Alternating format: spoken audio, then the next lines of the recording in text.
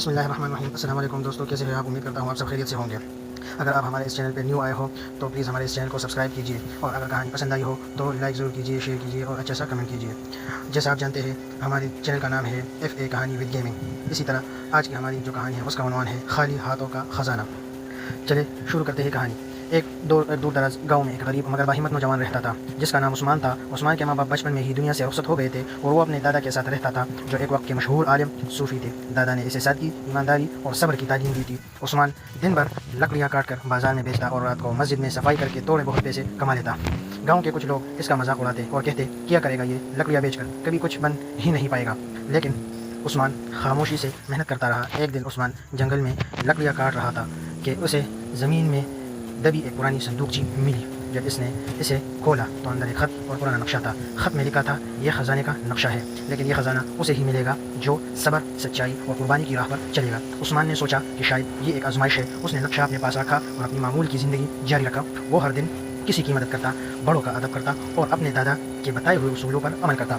کئی سال گزر گئے۔ عثمان اب جوان ہو چکا تھا اور اس کے اخلاق اور کردار کی بدولت پورا گاؤں اس کی عزت کرنے لگا۔ ایک دن ایک مسافر گاؤں آیا جو بہت بیمار تھا۔ عثمان نے اپنے جمع کیے ہوئے سارے پیسے اس کے علاج پر لگا دیے اور خود کئی دن بھوکا رہا۔ جب وہ مسافر صحتیاب ہوا تو اس نے عثمان کو بتایا کہ وہ دراصل ایک رئیس کا بیٹا ہے اور اپنے والد کی وصیت پر زندگی کے اصل راز جاننے نکلا تھا۔ عثمان کی سخاوت، صبر اور سچائی کی سے وہ بہت متاثر ہوا۔ مسافر نے عثمان کو اپنے ساتھ شہر لے جا کر اسے کاروبار میں شریک کر لیا۔ چند ہی برسوں میں عثمان ایک کامیاب تاجر بن گیا، لیکن اس کی سادگی، محبت اور خدمت کا جذبہ وہی رہا۔ جب عثمان واپس گاؤں آیا تو اس نے وہی صندوقچی دوبارہ کھولی۔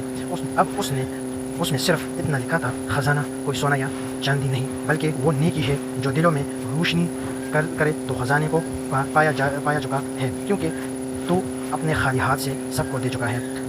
اس کہانی سے ہمیں جو سبق ملتا ہے وہ یہ ہے کہ یہ کہانی ہمیں سکھاتی ہے کہ اصل خزانہ مال و دولت نہیں، بلکہ ہمارا کردار، اخلاق اور دوسروں کی خدمت ہے۔ صبر، سچائی اور نیکی کبھی رہ نہیں جاتی۔ اگر آپ چاہیں تو میں آپ کو اسی طرح اچھی کہانیاں بھی دوں گا، اور اسی طرح اچھی کہانیاں آپ سنیں گے۔ اس کے سبق اور اس کے جو رزلٹ ہوتے ہیں، جو نتائج ہوتے ہیں، وہ بھی آپ سنیں گے۔ اگر ویڈیو پسند آئی ہے تو سبسکرائب کیجیے اور بیل کے آئیکن ضرور دبائی دیجیے تاکہ ہماری ہر نئی ویڈیو آپ کو بوقت پہنچ سکے۔ اس کے ساتھ ساتھ آپ کا بہت بہت شکریہ، تھینک یو، اللہ حافظ۔ اب میں آپ کو اس سبق کی تفصیل بتاتا ہوں۔ کہانی خالی ہاتھوں کا خزانہ ہمیں زندگی کی کئی بنیادی اور لازوال اصولوں کی یاد دہانی کرتی ہے کہ یہ صرف ایک غریب نوجوان کی کامیابی کی داستان نہیں، بلکہ ایک فکری اور روحانی سفر کی جھلک ہے۔ اس کہانی سے ہمیں جو سبق ملتا ہے وہ درج ذیل پہلو پر مشتمل ہے۔ نمبر فرسٹ جو پہلا ہے وہ ہے اصل خزانہ دولت نہیں بلکہ کردار ہے۔ کہانی یہ سکھاتی ہے، یہی کہانی ہمیں یہ سبق سکھاتی ہے کہ دنیا کا سب سے قیمتی خزانہ سونا، چاندی یا جائیداد نہیں، بلکہ انسان کا اچھا کردار اور نیکیوں سے بھرا دل ہے۔ عثمان کے پاس کچھ نہیں تھا، مگر اس کا دل سخاوت، محبت، صبر اور صداقت سے مالا مال تھا۔ یہی وہ اوصاف تھے جو اسے معاشرے میں عزت، کامیابی اور اندرونی سکون بخشے۔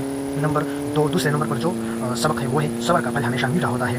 عثمان نے کبھی حالات سے شکایت نہیں کی، اس نے اپنے حالات کو بدلنے کی کوشش کی، مگر جلد بازی اور بے صبری کے بغیر اس نے وقت کے ساتھ خود کو سنوارا، حالات کا سامنا کیا اور آخرکار صبر کا صلہ پایا۔ یہ سبق دیتا ہے کہ جلد بازی اور لالچ انسان کو گمراہ کرتے ہیں، جبکہ صبر ہمیشہ کامیابی کی طرف لے جاتا ہے۔ تیسرے نمبر پر جو اس کہانی کا سبق ہے وہ ہے نیکی کبھی ضائع نہیں جاتی۔ جس طرح عثمان نے اس مسافر، اس شخص کی مدد کی، یہ اس کا عنوان ہے۔ عثمان نے جس طرح ایک اجنبی بیمار شخص پر اپنی ساری جمع پونجی خرچ کی، وہ عمل اس بات کی علامت ہے کہ نیکی خالص نیت سے کی جائے تو وہ لوٹ کر ضرور آتی ہے۔ یہ کائنات کا ایک سچا اصول ہے، جو دوسروں کے لیے بھلائی کرتا ہے قدرت اس کے لیے آسانیاں پیدا کرتی ہے، چاہے وہ راستہ کتنا ہی مشکل کیوں نہ ہو۔ نمبر 4 پہ جو آتا ہے وہ ہے قربانی کی روح کامیابی کی بنیاد ہے۔ عثمان نے اپنی ضروریات کو پیچھے رکھا اور دوسروں کو ترجیح دی۔ اس کی یہی قربانی اس کی سب سے بڑی طاقت بن گئی۔ ہمیں یہ سبق ملتا ہے کہ جو لوگ دوسروں کے لیے جیتے ہیں وہی اصل میں کامیاب لوگ ہوتے ہیں۔ ایسے لوگ صرف دنیا میں نہیں، دلوں میں زندہ رہتے ہیں۔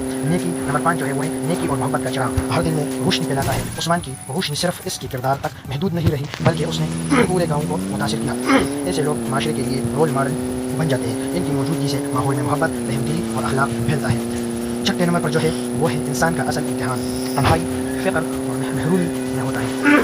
جب انسان کے پاس کچھ نہیں ہوتا تب بھی اس کے اندر کی اصل روشنی کا اندھیرا ظاہر ہوتا ہے۔ عثمان نے تنہا غریب اور غربت اور محرومی میں بھی اپنا راستہ نہیں بدلا، وہ ایمانداری، دیانتداری اور انسانیت پر قائم رہا۔ کہانی ہمیں سے کبھی سکھاتی ہے کہ اصل انسان وہی ہے جو آزمائش میں اپنے اصول نہ چھوڑے۔ 7 نمبر پر جو آتا ہے وہ ہے سچائی کا سفر طویل صحیح لیکن منزل تک ضرور پہنچاتی ہے۔ نقشے میں موجود بات لکھی تھی، وہ علامتی تھی، صبر، سچائی اور قربانی کی راہ پر چلو۔ عثمان نے وہ راستہ چنا جو آسان نہیں تھا، مگر بالآخر وہ کامیاب ہوا۔ یہ سبق ہمیں ہمت دیتا ہے کہ اگر ہمارا راستہ سچا ہے تو دیر سے صحیح کامیابی ضرور ملے گی، ضرور ملے گی اور وہ کامیابی صرف دنیا میں روحانی نہیں ہوتی ہے۔ اختتام، اس کہانی کا اختتام یہی ہے، اس کہانی کا دل چھو لینے والا سبق ہمیں دعوت دیتا ہے کہ ہم بھی عثمان کی طرح نیکی، صبر اور سچائی کے خزانے کو اپنائیں۔ دنیا ہمیں جیسا بھی دیکھے، اگر ہمارا دل صاف ہے، نیت نیک ہے اور خدمت کا جذبہ دل میں زندہ ہے، تو ہم بھی خالی ہاتھوں کے باوجود ایک بھرپور اور بامقصد زندگی گزار سکتے ہیں۔ تو ہمارے دیکھنے کے لیے بہت بہت شکریہ۔ اللہ تعالیٰ آپ سب کو خوش رکھے اور ہمیں